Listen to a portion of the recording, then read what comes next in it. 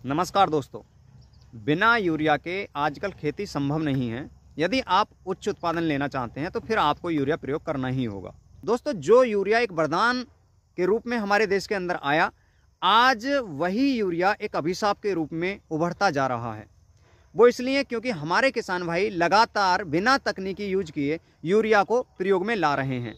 और यूरिया की मात्रा कितनी प्रयोग में लानी चाहिए, कब उसे कैसे आप प्रयोग में ला सकते हैं, ये सारी चीज़ आज इस वीडियो में आप जानने वाले हैं। किसान भाइयों, यूरिया की अधिकता हमारी भूमि को ऊसर बना रही है, ये बात किसी से छिपी नहीं है। अब जब लेबोरेटरीज़ के अंदर मृदा के सैंपल जाते हैं तो उसमें देखने में आता है कि बाकी के जो तत्व हैं उनका डिसबैलेंसिंग यूरिया के ही कारण हो रहा है। और नई नई डिसीज़ आजकल फसलों में आ रही हैं, जिसके कारण से कहीं ना कहीं हमारे किसान भाइयों का खर्चा बढ़ता जा रहा है। मान लीजिए आपको गन्ने की फसल के अंदर भी यूरिया देना है और सरसों की फसल के अंदर भी यूरिया देना है, तो आप 1 एकड़ के लिए 1 या 2 बैग खरीदते हैं।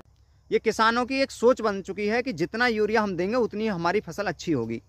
क्योंकि यूरिया एकदम से ग्रोथ पे लाता है, फसल को ग्रीनिंग अच्छी कर देता है, तो किसानों को लगता है कि भाई यूरिया ही एक ऐसी चीज़ है, बाकी कुछ लगाओ या ना लगाओ। किसान भाई, यूरिया की अधिकता के कारण हमारी जो ज़मीन है उसका पीएच मान डिसबैलेंसिंग हो रहा है, अन्य तत्वों की डिसबैलेंसिंग आ रही है, हमारी भूमि ऊसर होती जा रही है। जब तक हमारे किसान भाई तकनीकी रूप से ये ना जान लें कि यूरिया को कब देना है, कितनी मात्रा में देना, किस फसल में कितना देना है, तब तक हम यूरिया को अनाधुंध लगाते रहेंगे और धीरे धीरे हमारी जेब पर बोझ पड़ता जाएगा, क्योंकि डिसीजन नई नई आएंगी निकल करके। तो आज का वीडियो बहुत ही इंटरेस्टिंग रहने वाला है। मान लीजिए आप गन्ने की फसल के अंदर भी यूरिया देने वाले हैं और सरसों की फसल के अंदर भी। 1 एकड़ दोनों का खेत है, यानी 1 एकड़ सरसों, 1 एकड़ आपका गन्ना। देखने में यही आएगा कि हमारे किसान भाई जाएंगे 1-1 बैग दोनों के लिए ले आएंगे और दोनों में डाल देंगे। अंतर भी कुछ समझ में नहीं आएगा, जैसी ग्रोथ थी अच्छे से आएगी भी, ग्रीनिंग भी अच्छे से होगी। लेकिन जहां सरसों की फसल के लिए मात्र 30 किलोग्राम यूरिया पर्याप्त है 1 एकड़ के लिए, वहां हम दे रहे हैं 45 केजी, यानी 15 केजी फालतू। ये कहीं ना कहीं हमारी जेब पे भी जोर है, और दूसरा जो भूमि को ऊसर बनाएगा उसका तो हमें पता ही नहीं है। ऐसे ही गन्ने के अंदर यदि आप 45 केजी से अगर थोड़ा सा कम करें तो उसमें भी उतना ही परिणाम आएगा जितना आप 1 बैग के अंदर ले रहे थे। कुछ किसान भाई तो ऐसे हैं जो गन्ने की फसल के अंदर 2-2 बैग 1 एकड़ के अंदर डाल रहे हैं।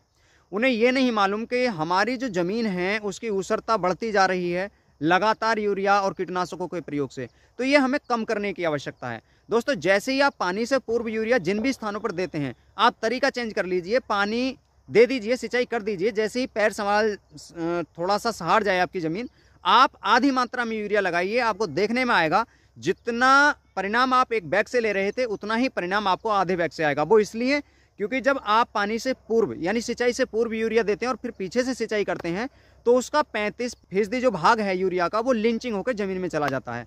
और बाकी का कुछ भाग ऐसा भी होता है जो बाष्पीकृत होकर हवा में उड़ जाता है। तो कह सकते हैं 30 से लगभग 40 के बीच जो भाग है यूरिया का, वही हमारी फसल को मिलता है।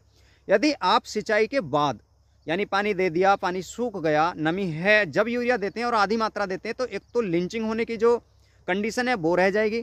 दूसरा, शाम के समय में यदि आप यूरिया की ड्रेसिंग करते हैं तो जो बाष्पीकरण का भाग है वो भी बच जाएगा। और कह सकते हैं पर्याप्त मात्रा में यानी आधी मात्रा में ही आप उतना ही लाभ ले सकते हैं जितना लाभ आप 1 बैग दे करके ले रहे थे। दूसरा, आपको ये भी समझना है कि जो मध्यम वर्गीय फसलें हैं, जैसे गेहूं हो गया, सरसों हो गई, आलू हो गए, या फिर कोई भी जो 3 से 4 मंथ के अंदर या 5 मंथ के अंदर कट जाती हैं, ऐसी फसलों के अंदर आप 5 केजी प्रति बीघे की दर से यानी 30 किलोग्राम प्रति एकड़ की दर से यूरिया दें। और जो ज़्यादा लंबे समय की फसलें जैसे गन्ना हो गया, उसमें आप 7 किलोग्राम यानी 42 से 45 किलो 1 बैग मतलब दे सकते हैं आप 1 एकड़ के अंदर। तो कोई ज़्यादा बड़ी बात नहीं है। अगर आप ये चीज़ें जान लेते हैं तो फिर आपको कम लागत में अधिक मुनाफा अवश्य हो जाएगा, यानी आपका जो उत्पादन है वो बढ़ जाएगा और यूरिया की मात्रा भी कम रहेगी, जिससे जो हमारी ज़मीन के अंदर यूरिया की अधिकता से या अधिक प्रयोग करने से जो डिसीजें आ रही हैं वो भी कम हो जाएंगी और हम अपनी भूमि के स्वास्थ्य को बचा सकते हैं। तो दोस्तों, सबसे पहले अपने देश के अंदर जब हरित क्रांति शुरू हुई थी, लगभग 1965-66 के दौर में भारत में सबसे पहले यूरिया तभी लगाया गया, और आज तक वो यूरिया और ज़्यादा बढ़ता जा रहा है, जिसके कारण से आपने देखा होगा नई नई डिसीज हर वर्ष आ रही हैं। तो आप यदि यूरिया की कम मात्रा को तरीके से देंगे तो एक तो यूरिया की मात्रा अधिक मात्रा के कारण जो डिसीजें आ रही हैं वो भी रुक जाएंगी, भूमि का स्वास्थ्य बना रहेगा, और यूरिया की जो प्रयोग जो करने का तरीका है वो भी बदल जाएगा, और डिपेंडेंसी भी थोड़ी कम होगी। जिससे आपकी फसल की गुणवत्ता भी मेंटेन रहेगी और उत्पादन भी मेंटेन रहेगा। तो आज के वीडियो में दी गई जानकारी आपको कैसी लगी बता सकते हैं, और हमसे जुड़ने के लिए हमारे यूट्यूब चैनल को सब्सक्राइब कर सकते हैं। तो आज के वीडियो में केवल इतना ही दोस्तों, नमस्कार।